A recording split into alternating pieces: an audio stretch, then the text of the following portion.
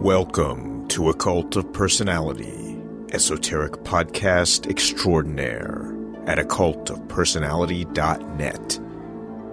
I'm your host, Greg Kaminsky. A Cult of Personality podcast is available on iTunes, Spreaker, Stitcher Radio, and all the best podcast channels and apps. Follow us on Twitter and Facebook to get all the latest updates on new episodes and more. This is episode number 164, featuring an interview with author Nick Redfern about his recent book, Bloodline of the Gods. Unravel the mystery of the human blood type to reveal the aliens among us. A Cult of Personality podcast is made possible by you, the listeners, and by the subscribers to the Occult of Personality membership section. This episode is also made possible by additional donations from Steve, Lance, Ron, Jeff, John, Adrian, and Andrew via the donate button at occultofpersonality.net. And Craig and others who support the show via the Occult of Personality Patreon campaign, available at patreon.com/occultofpersonality. I'd like to remind you that although you're able to listen to this podcast at no charge, the costs for me to bring it to you are significant. I need your financial support now more than ever. If you're willing, consider supporting A Cult of Personality by joining the membership section, or donating via the donate button on the occultofpersonality.net website, or via Patreon at patreon.com/occultofpersonality. If you find these interviews interesting, informative, inspiring, and thought-provoking, please commit to helping me continue bringing you this podcast. And if you're already supporting the show, or have done so in the past, my heartfelt thanks, and I salute you. A Cult of Personality podcast is also sponsored by Miskatonic Books, an online store that focuses on the esoteric, occult, ceremonial magic, Freemasonry, Rosicrucianism, witchcraft, the Golden Dawn, as well as dark fantasy, classic horror, and supernatural fiction. They carry books by all your favorite esoteric publishers as well. Just visit miskatonicbooks.com.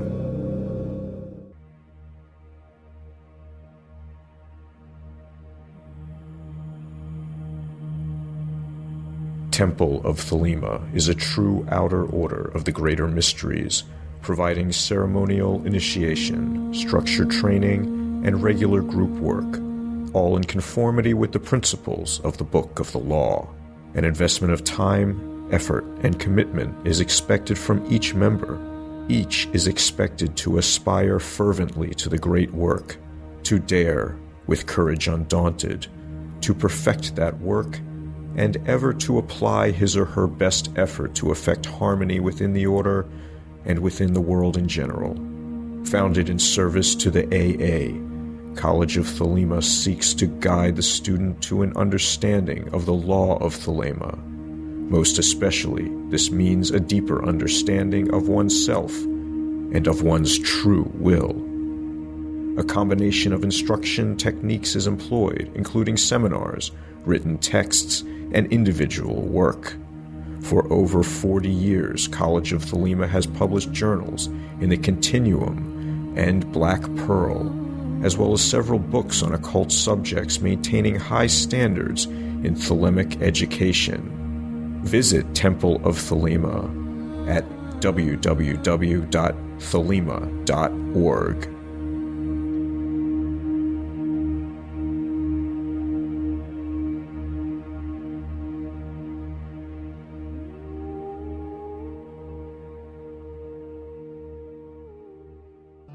Now, in episode number 164, an interview with Nick Redfern about his recent book, Bloodline of the Gods. Nick Redfern is a highly acclaimed author, lecturer, and journalist who writes about a wide range of unsolved mysteries, including UFOs, alien encounters, and government conspiracies. He's published numerous books and appeared on many television shows. You can find his website at nickredfernfortean.blogspot.com. Nick's recent book, Bloodline of the Gods, Unravel the Mystery of the Human Blood Type to Reveal the Aliens Among Us, explores the idea that significant numbers of humanity are the product of an ancient and advanced alien civilization.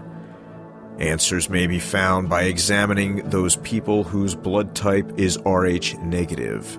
The negatives are unlike the rest of us.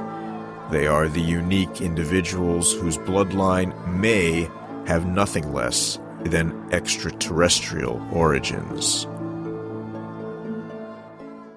So Nick Redfern, I want to welcome you to a Cult of Personality podcast. It's a pleasure to speak with you this evening. Oh, well, thanks for having me on, Greg. Your recently published book is entitled Bloodline of the Gods, Unravel the Mystery of the Human Blood Type to Reveal the Aliens Among Us. But before we get into that, maybe you could just give a little bit of your bio and background for people who don't know who you are already. Well, I suppose my interest in paranormal stuff, UFOs, cryptozoology, actually goes back to when I was a kid, and actually it was two things. One was when I was about 5 or 6 years old, my parents took me on a week's holiday to Scotland, and we spent a day at Loch Ness, and that sort of opened my eyes, to the story of the Loch Ness Monster. Still have a few fragments of memories of that day, stood at Loch Ness for the first time and just sort of looking out at the water. And but the main thing that really got me involved in terms of serious research, when I was about 13 or 14, my Dad related a story that concerned when he was employed in the British Royal Air Force. He was a radar mechanic, and he was involved in several UFO incidents where high-flying, fast-moving objects were tracked on the radar scopes approaching the east coast of England. Nobody had any idea what these things were, and they're performing all sorts of weird maneuvers, left and right-hand turns, hovering at like 30,000 feet, things like that. This went on for several days, or actually rather several nights. These things just came out at night. There were no daylight sightings. But the pilots reported seeing these, imagine something like a camera flash, but that stays on. It was sort of a light of that kind of intensity. And they were never identified, but after the end of the events, after 3 nights, everybody was taken into a room.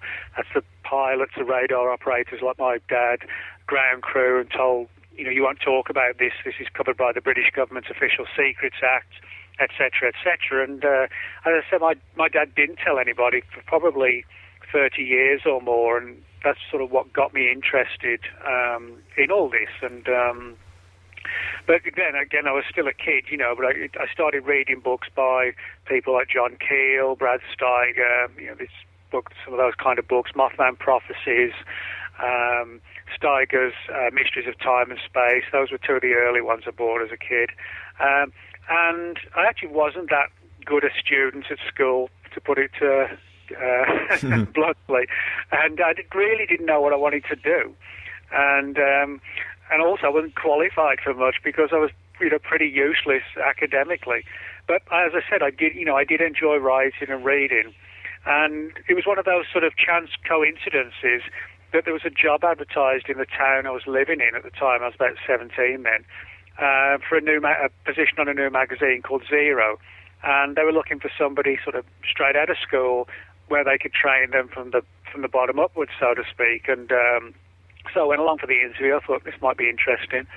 And it's basically like an entertainment magazine for teenagers, in your 20s and so on. Covered like interviews with bands and interviews with sort of people off British TV, that kind of thing, and concert reviews, that sort of thing. And I thought, well, this doesn't sound like a real job. I'm getting paid to go and see gigs, and do a review of them. And they, lo and behold, actually got the job, me and about 5 other people who went along for the interviews. There's quite a few people altogether. And so we all worked on this magazine for about 18 months or so, taught in all the various aspects of journalism, how to structure an article or a feature, and, how to draw the reader in. And I found I really enjoyed it, and every day was kind of different, and I didn't have to wear a suit and tie and all that business, which I hate doing anyway. So, that's sort of what got me into writing. And over the next few years, I thought, well, why not try and combine the background and the experience I've now got in the field of writing with the paranormal stuff. So that's what I did. But I still do a lot of regular journalism for music magazines, and I've never sort of veered away from that. I've just sort of added to it with the paranormal stuff. So that's really what got me interested. The Loch Ness thing, my dad's experience, and then sort of jumping into the world of journalism. Excellent. So how many books have you published at this point in the paranormal field? Well, I have to make a note to remember the exact figure, but it's about 33 or 34, something like that. Nice. And I've got about another 3 or 4 coming out this year as well. That's pretty impressive, I have to say. Well, yeah, thanks. The way I look at it, I work from home, and I do sort of an 8 to 5. I like to structure everything. I like to sort of keep it 8 to 5 Monday to Friday because, I enjoy having a social life as well. I like to switch off and, keep evenings free, weekends free, so I can have a good time. But for me, everybody's different, but for me, I like to sort of get up, sort of 7 o'clock, breakfast, do emails, blog a little bit. Then I like to work 8 to 5. So when you're sort of doing 8 to 5 Monday to Friday, sort of 40-hour week, you can get a lot done, really, in terms of writing. So I try and do about 2 books a year, and my first book came out 19 years ago. So, that sort of roughly equates to sort of 36, 37 books. So if you look at it like that, writing a book every 6 months, it's not, it's not like you're burning the candle and burning the midnight oil and running yourself into the ground. It's if you structure it, and that's the way I like to do it. I like to keep job hours, but I've got friends who, they kind of get inspired by working through the night. That's cool. That's the way they like to do it. For me, I like the other way around. I like to sort of get up, put a day in, and then stop. So, that's what works for me. So. Yeah, that's great.